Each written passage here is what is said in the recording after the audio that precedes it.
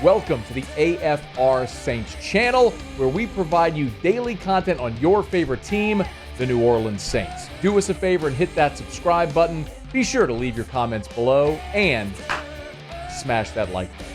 Who dat? Another flurry of moves in free agency for the Saints on Thursday. Sean Fazende, Fox 8 New Orleans, good to join us for a couple of minutes, chop it up. Hey, man, how are you? What's up, man? How are you? I'm doing well, despite the fact that I think the Saints are going to stink. But we can go through this anyway. But by the way, overall, so far through 4 days, legal tampering, and then the start of the league year, do you think the Saints are better today than they were Monday? Worse, about the same? Where do you fall? Probably slightly worse or about the same. They look, it's a 5-12 team a season ago, and they're basically telling you without telling you that they felt like the biggest culprit of that was not the roster. They felt like the biggest culprit were injuries and coaching staff. So I don't know if that's the smart approach, but when you look at what they've gained, what they've lost, I would say at best they've probably stayed the same, maybe even slightly worse. Okay, let's talk about what they did today, and we'll build from there. First, we learned Tyrann and Cam Jordan are back on reworked contracts. First of all, give us sort of the parameters with what they've done there with those two guys. Well, look, both of those guys, if you look at you can call it a rework, call it a conversion. Some might look at it and say pay cut. Basically, they were able to lower their base salary, but they converted a portion of that into incentives where they can earn some of that money back. I know in Tyrann's case, the actual money he can get back could top what he was originally going to make in his base salary, so he agreed to that. I know he played in all 17 games last season. I know a lot of his incentives has a lot to do with playing time, so it seems like that's pretty makeable. I have not seen the numbers yet on Cam Jordan, but he was obviously going into the final year of his deal, scheduled to make $12.5 million. We all know he was not going to make $12.5 million on the open market, so he agreed to some kind of rework deal, whatever verb you want to use, whatever word you want to use to describe it, but it's going to obviously help the Saints salary cap picture. Just haven't seen the numbers yet, but that's what generally happens with veterans in the last sort of stages of their career, especially a guy like Cam who's spent his entire career here, and obviously we know how strong the ties are for Tyrann Mathieu in the city of New Orleans. So you can't get that with every player, but with these two, you certainly can. Do you like bringing both these guys back, even at this stage in their career, in their 30s? I'll be very curious to see how Cam Jordan adjusts to the new defense. Remember, he came in as a 3-4 defensive end out of California when he was drafted back in 2011. There's still some – if you ask these guys about the actual scheme, there's still some – don't get fixated on the actual 3-4-4-3 part of this, but there are some different responsibilities based off of what, their rules are with the new scheme. So I think Cam can still be somewhat productive. And he's been incredibly durable throughout his career. So I think he can give you some snaps. He's not the player he once was. He's not going to be the guy that's gonna play 90% of the snaps a game, or he shouldn't be. So that's kind of where it stands with Cam, and he's 36 years old.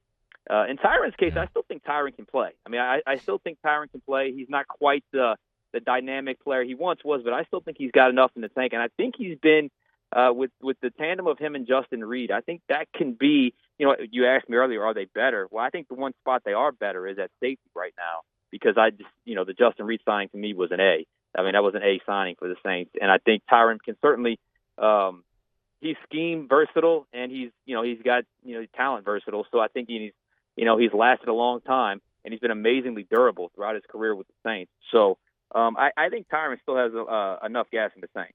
Justin Reed on a 3-year deal. No doubt an improvement talent-wise. The question is, do you want to invest that type of money into a player on a roster that probably isn't going to be competitive? But that's, I guess, just a subjective point of view that any of us can have.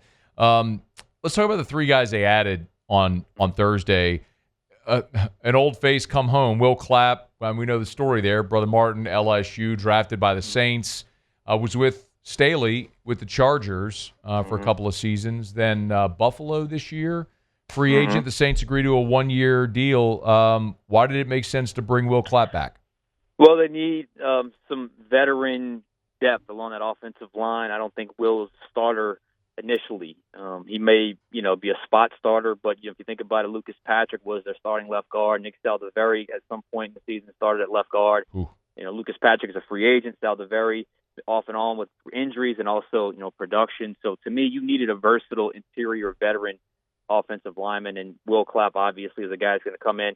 And he's one guy, and I'm sure you've talked to him before, he knows exactly who he is. So I think he understands the situation, can give you some production, and most importantly, some depth along that offensive line, which, as we've seen, I mean, look, without the injuries to the offensive line, how different is last year? I mean, that's the all things being equal. If you just give me a healthier offensive line, to see how different that season would have been a season ago. So I think it's a smart move, and it's cheap. I mean, let's be real. It's not going to be an overly expensive contract to bring him back. So, and they needed it. They needed some depth, some veteran depth along the offensive line. It's not always easy to find, but they were able to find that with Will, who's made a nice career for himself as a 7th-round pick in 2018. No doubt, man. Will interned with us here when he was playing at LSU.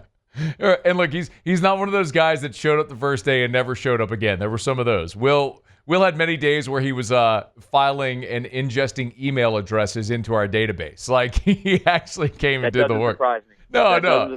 He just showed up, did the work, did what he was supposed to do, and went on home. Yeah, man, he's a great dude. I'm fired up for him. That's the signing the Saints need to make. Affordable veterans that can be versatile. What about Jack Stoll, the tight end from the Giants, and then Philly last year? Is this a guy who can actually make this team, Sean?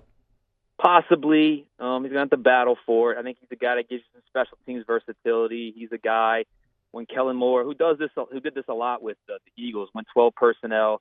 I know when Dallas Goedert got hurt, he was one of the guys that stepped up and was able to be, give him some blocking tight end snaps. He's not overly productive in the passing game.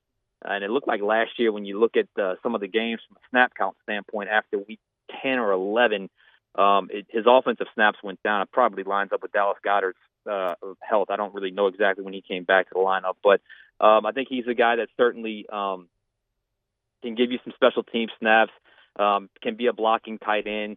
I don't know if it's a guarantee he makes the roster, but at this stage of free agency, I think it's one of those where add some depth to that tight end room. I want to ask about Isaac Yiadom because they're bringing him back as well. Let me start there because I do want to ask a big picture about the free agent signings and what this might mean for the draft. But a thought on bringing Yiadom back on a 3-year deal. That was interesting. I wasn't expecting a 3-year deal.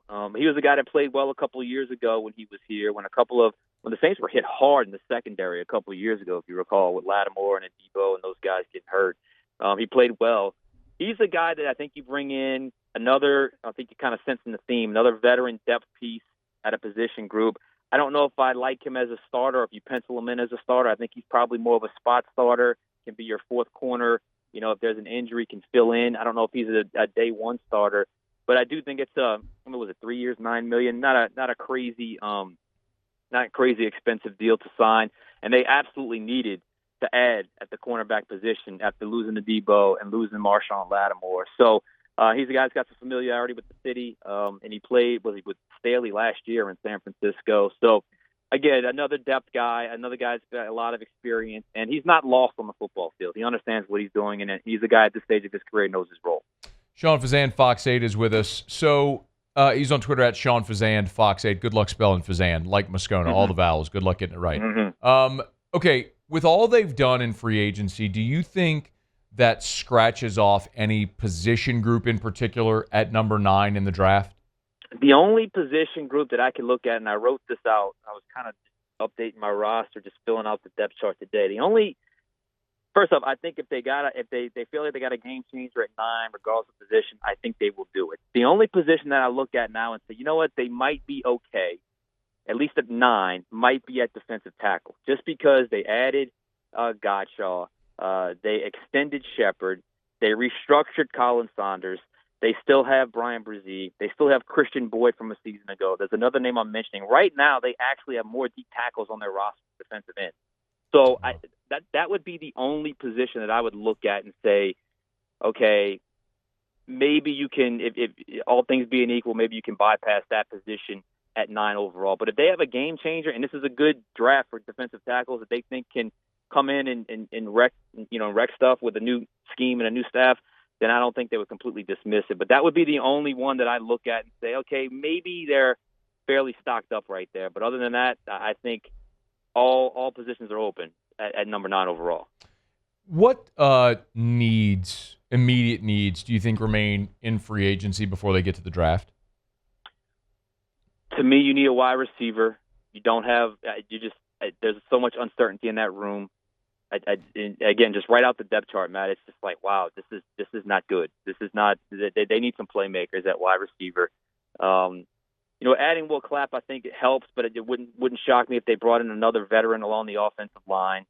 And are you happy at running back? I mean, you got Alvin Kamara.